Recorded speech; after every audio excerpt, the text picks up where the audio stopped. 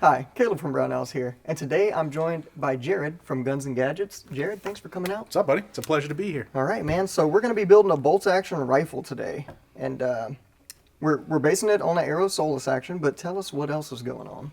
Yeah, so first off, I'm glad and very grateful to be partnering with Brownells. I wanted to get into long-range shooting and never had the opportunity to, and I've been given the opportunity to partner with you to make a dream build. So I love carbon fiber everything. Okay, so we're me doing too. a carbon fiber chassis from Christensen Arms. We got a 20-inch carbon fiber wrapped proof barrel. We got a Vudu from EOTech, so we can reach out and touch things far away. Yep. And a trigger that makes it go bang from Timney. All right. Well then, let's make it happen. All right, let's do it, man. All right. First thing we're going to do, we have our short action custom barrel vise. So we're just going to go ahead and throw our barrel in there. And I'm just going to lay that guy in.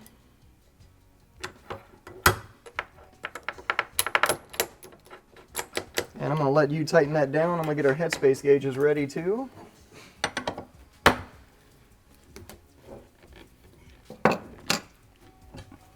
All right, and then we have, so these, I will say this, so these Aero Solus Actions come with a barrel nut because they use Savage style barrels. Or you can use Zermatt prefit, which is what I personally have in my Aero gun. Okay. So you don't need the barrel nut or the barrel nut wrench. They include both of those. Sweet. All right. So we got our barrel there. We have our action here. Just going to get you to take a little bit of grease and tighten this on as far as you can by hand. Roger that.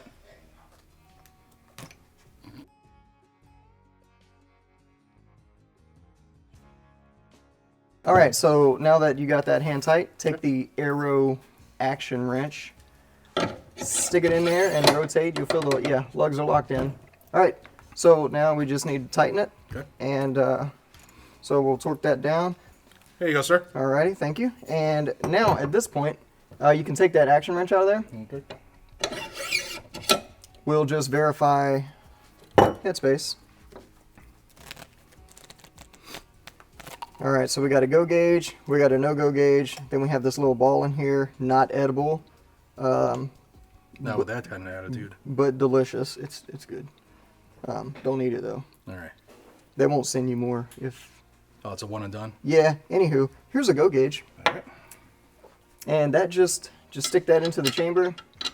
So the extractor and ejector is on the face of that bolt. Okay. So you'll want to. Yeah, there you go. Push it in, close it, and I'll catch it.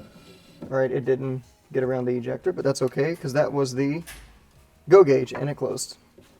So these gauges are relief cut for the extractor, so that relief cut was probably where the extractor is, which is a good thing.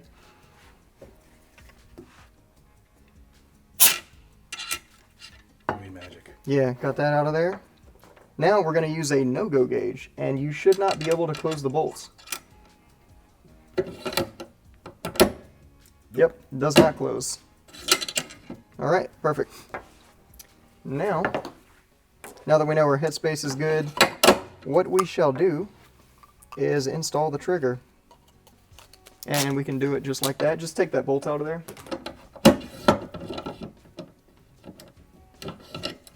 All right, so these go on a little bit different because if you notice, there's no like pinholes. Yeah. So different than your your 700 pattern actions.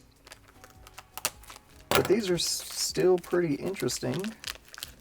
This actually acts as your trigger holder for. Thingamabob. Yeah, we'll call it that. So this is going to sit in here like so. Okay. And your trigger's going to screw in with one screw. And the front tab notches into a shelf. Okay. Okay, so with that, we'll install our trigger into here first, which is going to go like so, and then we'll screw it all in. Okay. So let me get our safety out of the way. And all you're going to do at this point is drop these two pins into there. And I think these are just, they don't really press fit. They just kind of slide in there, if I remember correctly on this. Let me try one and then you can make fun of me when I'm wrong.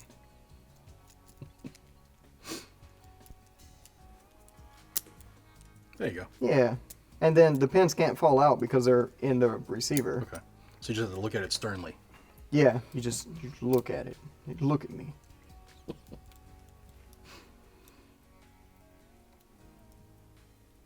And then you can be like, I said, look at me. Pity to poor people. Yeah. You get it.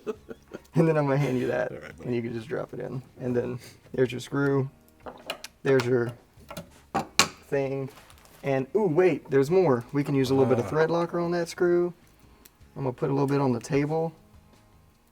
And then yeah, just loop it and swoop it. Loop it and swoop it. We gotta crank it down, or Just nice and snug. Give it. You don't want it to. You don't want it to come loose because then it's your trigger. yeah, you kind of need it. Yeah, and then we clean up our mess just like that. Super easy. Some people hate whenever I put stuff on the table. I'm not gonna say any names, but some people hate when I do that. All right. What were we? Yeah. We'll just. We're staining the table. I feel like I got caught up on something, bad memories and whatnot. All right. Wasn't talking about Mike Mills. Anyway, we can now take the action and the barrel out of the. Thingy. Yeah. Short Words action are customs. so hard.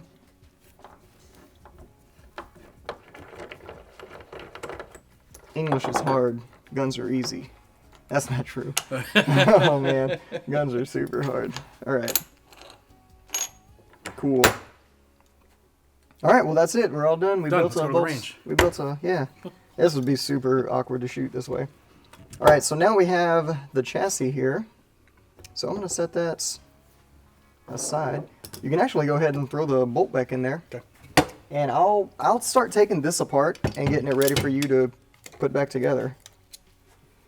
Okay, now this in theory should just drop right onto the bottom of our action. Okay. And there's a magnet on there grabbing stuff. So if we take that action, flip it upside down on the table It's here. the moment of truth right here, right? Yeah, I'm sure it's fine. We're good. It'll just look like a glove. All right. And then what we'll need to do at this point is take our action screw.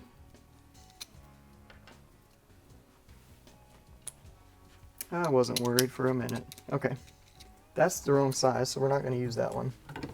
We're going to use the right size.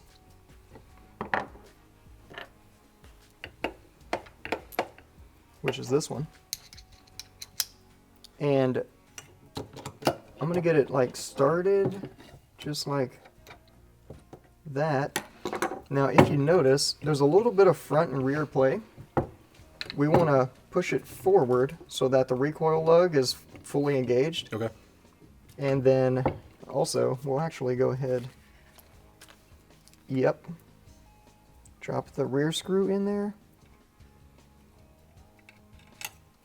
And just get those threads started.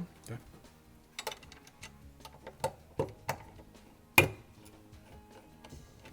All right. And then I'll push this forward, and then you can tighten down. Okay.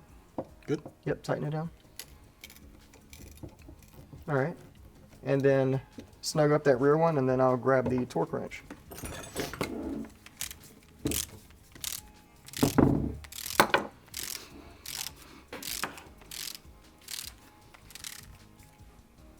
And what are we aiming for? I'm going to do 65 inch-pounds.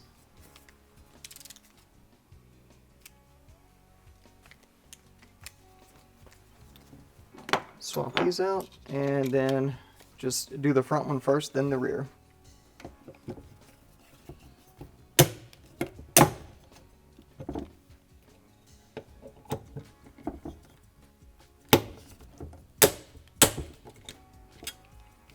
All right, great. Word.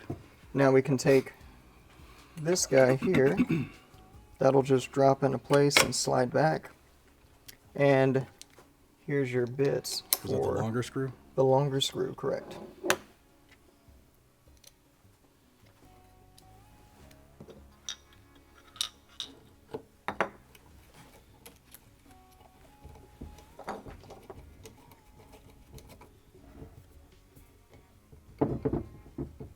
Come on.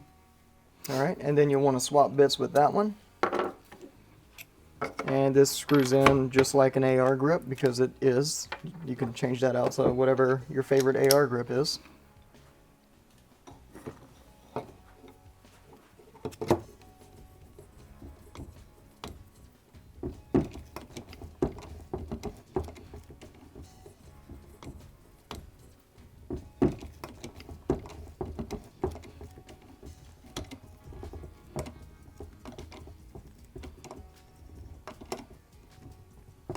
Great. Okay, so now we just got to put that forehand back on. Okie doke. Excuse me. And it goes on the exact opposite of how it came off. So it's kind of that way. Yep.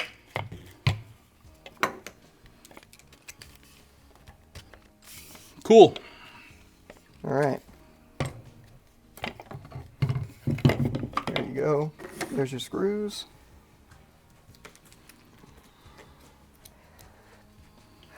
Crisscross applesauce, or does it matter? It's not super critical at this point, but I would say I would recommend staggering them. Anytime you got a bunch of screws with something, don't just focus on one section, just kind of distribute that torque.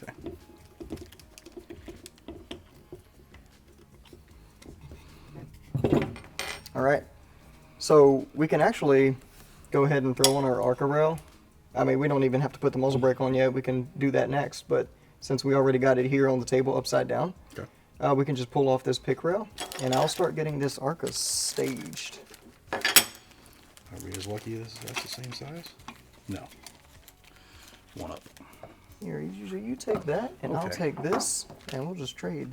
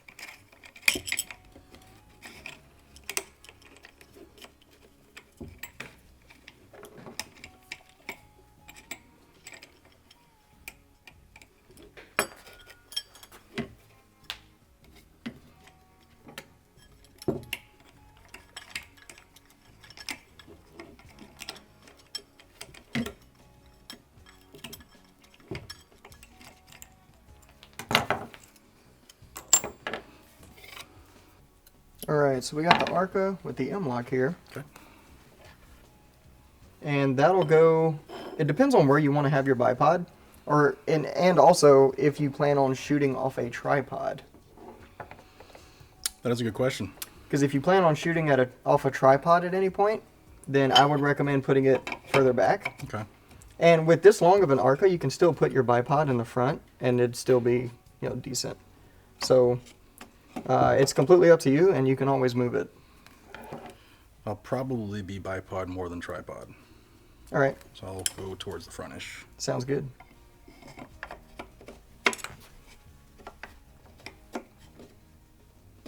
What we need to do at this point is you're just going to back off until the M-lock sets. Just like that. Okay, so crank it. Yep, and then crank it down. That one's good. Just do the two up front. So just back off, and then whenever you tighten it, you'll see it rotate 90 degrees.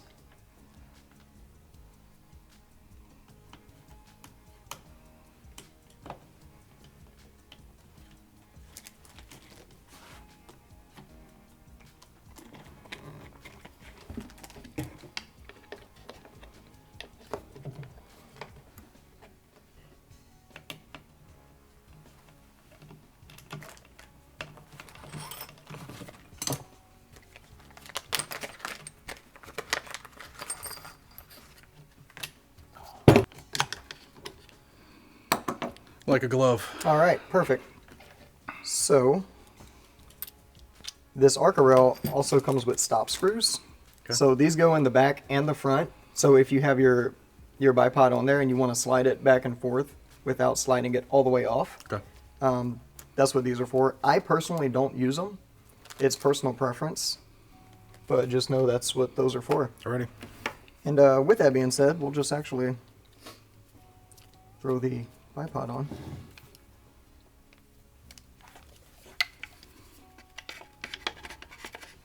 And you can come on from the side too if you loosen it enough. Like that's backed off all the way. Alright. And you, nope, not that one. Oop. The one on the far side.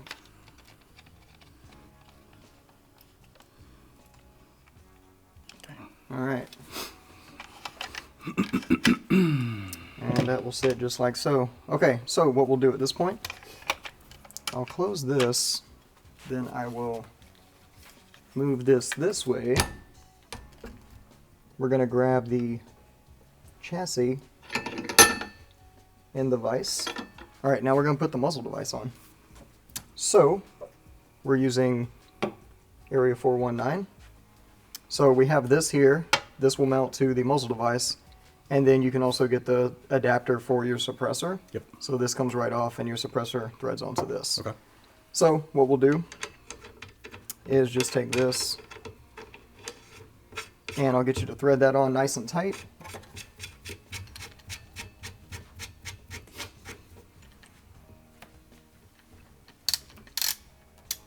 Alright, and then just make it nice and snug. I'm going to set it to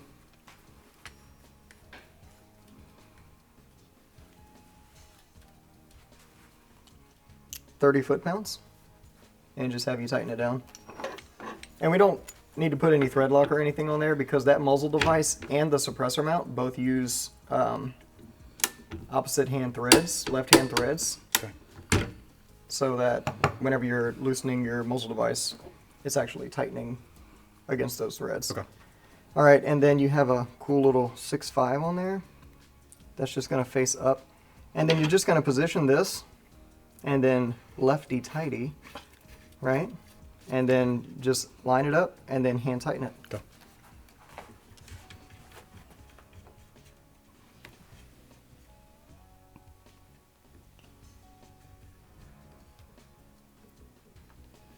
What do you think, Doctor? That looks good from here. Yep, there you go. Perfect. All right, now we can mount the optic. Never mounted a scope, so I know Okay. the pane is leveling. The pane is leveling, and depending on how low or high you mount it, you can use some tools to cheat a little bit. So we'll see where we are with that and go from there.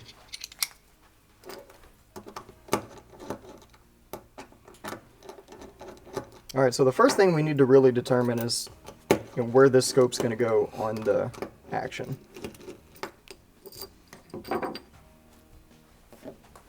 And let's get it set. Tighten that down.